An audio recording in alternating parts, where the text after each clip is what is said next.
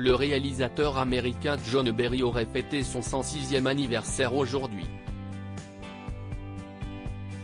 Exilé dans l'Hexagone, c'est à Paris qu'il fait la rencontre d'une célèbre actrice française en 1975. Le coup de foudre, ils se marient et vivent ensemble jusqu'à sa mort.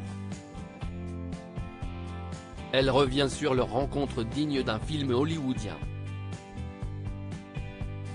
Certaines histoires d'amour sont mémorables et ce n'est pas Myriam Boyer qui dira le contraire.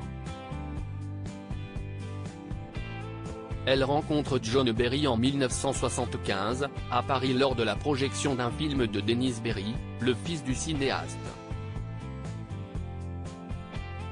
Elle ne s'y attend pas mais le coup de foudre.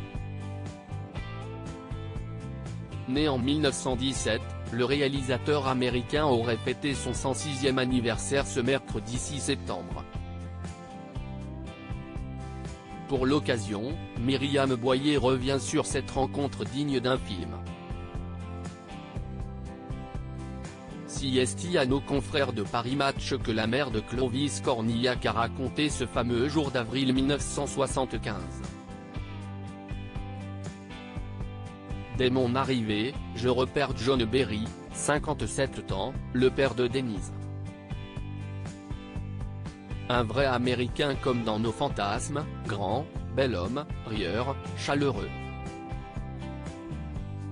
Il me plaît terriblement, se souvient-elle. Rapidement conquise, elle raconte, nous sommes assis côte à côte, il parle un excellent français avec un irrésistible accent, et je vois bien que, du haut de mes 27 ans, je ne le laisse pas indifférent. À la fin de la projection, tout le monde va dîner au restaurant. Un ami de John la raccompagne ensuite chez elle, à Belleville. L'histoire aurait pu s'arrêter là mais Myriam oublie son sac. Je le rappelle le lendemain, il me dit qu'il l'a laissé chez Denis Berry, rue du Bac, se remémore l'actrice. Elle s'y rend alors et qui lui ouvre la porte chez Denis ? Son père, s'exclame Myriam.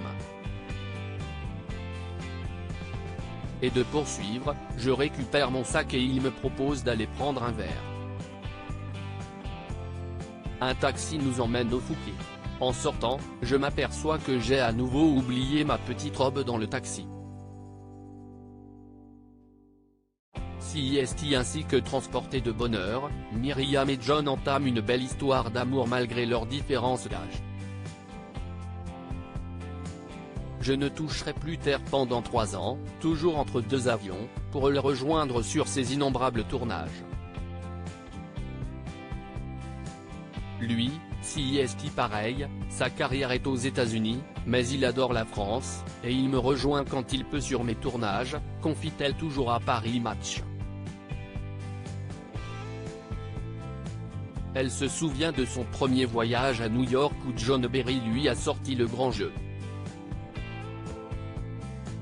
Elle raconte, il vient me chercher à l'aéroport dans une décapotable 50s, celle de son film Claudine, m'emmène avec ses chauffeurs dans les plus grands restaurants où il a son rond de serviette, me présente à ses copains d'enfance de Brooklyn, Tony Curtis, Burt Lancaster, Anthony Quinn.